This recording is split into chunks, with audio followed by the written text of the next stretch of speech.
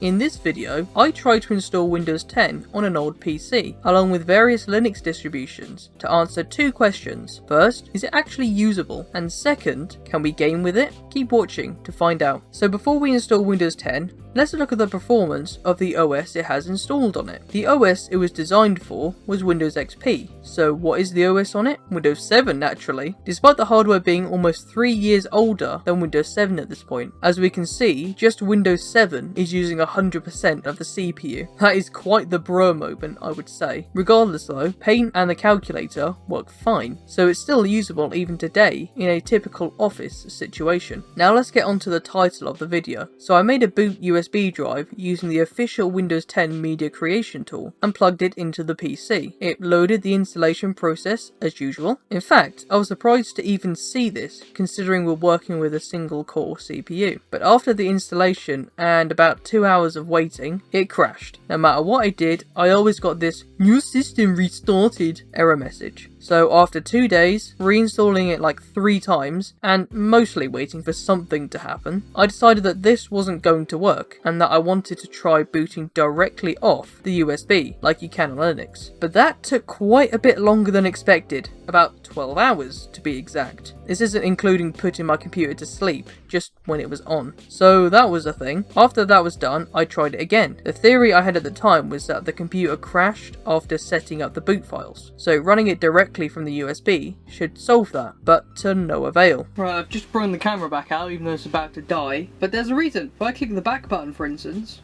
oh, it actually worked. Not too bad that time. That was completely pointless. But the lag that I had on it for a second, it literally took about, what, 10 seconds just to load up the Wi-Fi. And I was like, okay, that's what we're dealing with. But it does look like it's reset, so I guess I'm just going to try it once more, and if it doesn't work then can't get Windows working on it.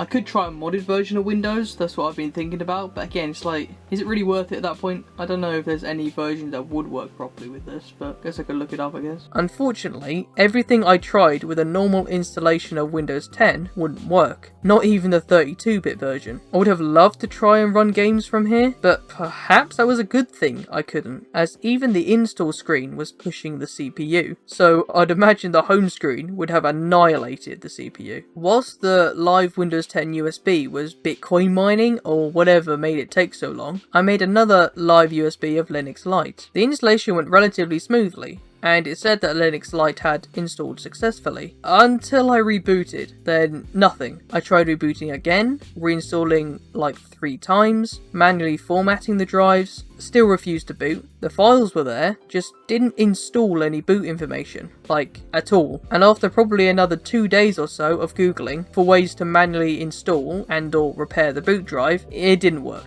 Then I moved on to Elementary OS. This was my first time trying it, and from what I've watched online, it seems like one of the more streamlined versions of Linux, like smoother animations, better software support, etc. Yet none of that matters really if we can't get it past the boot screen. However, I did. Guys, look at this, right? Here's the, is it gonna focus? It's just close enough. This is the install drive that I used.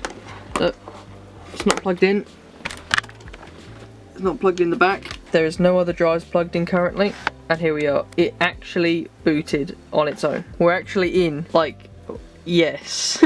Finally. This is the 3rd operating system, the only one that actually boots on its own. Finally, an OS that would boot from the hard drive rather than the live USB. So I was thinking, great, now I can focus on installing Steam, Only Office, etc. and see how well it performs. Well, about that. You see, it did install, but not the updates. When installing, I chose not to do the updates at the time, as I had no idea as to whether the base OS would install, let alone the updates. So I didn't want to waste time by adding something which may have not even worked. But in this case, it seemed to be the main problem. So like another day of googling answers, it seems like you can't update the OS securely, hence why it wouldn't let me. To be honest, the whole point of running a modern operating system is for the security updates and for going online. So it felt a bit pointless running an out-of-date OS that can't be updated. If that wasn't enough, I couldn't even log in after a reboot, so I could even try like free games or something. Pop OS next wouldn't even get past the install phase on both live USB and hard drive, so the least success of all of them. The final OS I tried, I was literally going to give up if this didn't work. So did it? Actually, not only did it install installed to the hard drive, but it booted from it. I did make manual partitions just in case though. Installed updates and was still usable afterwards, although other OSs said there were proprietary drivers needed, whereas this one didn't say that.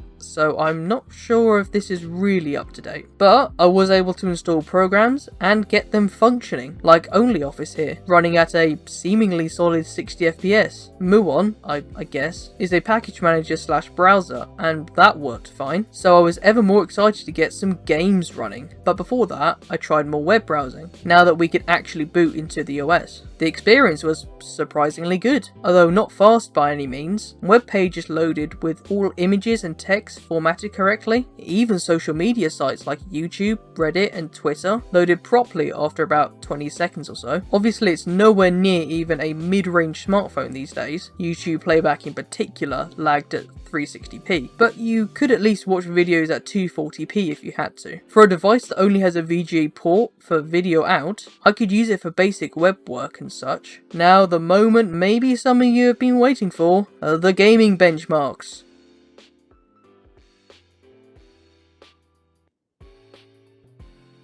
And there we go. No, I didn't cut it short. That was literally all the games I could get working. Out of Steam, GOG, and Muon, about 15 games or so, 2 worked. First I tried installing Steam, but that in of itself was a massive headache, as it would install but not get to the login screen, so practically useless. And after another day of googling, nothing I did worked. All I seem to know is that the package I'm trying to install is not compatible for whatever reason. Might play back into the "this OS doesn't seem to be fully up to date" theory I had with the drivers. Then I tried installing GOG Galaxy with Lutris, basically the best gaming utility ever. It's like having someone else install the game for you, even if it's made for Windows. And that did work, but at like 10 FPS at best. And it soft locked on me after I tried to close it down. Needless to say, that didn't work. Then I logged into my GOG account directly through Lutris and installed each game separately, but some had no config files, some didn't install all the correct directories. It was confusing, and this was the best case scenario using Lutris. Finally, a game called Omnibus,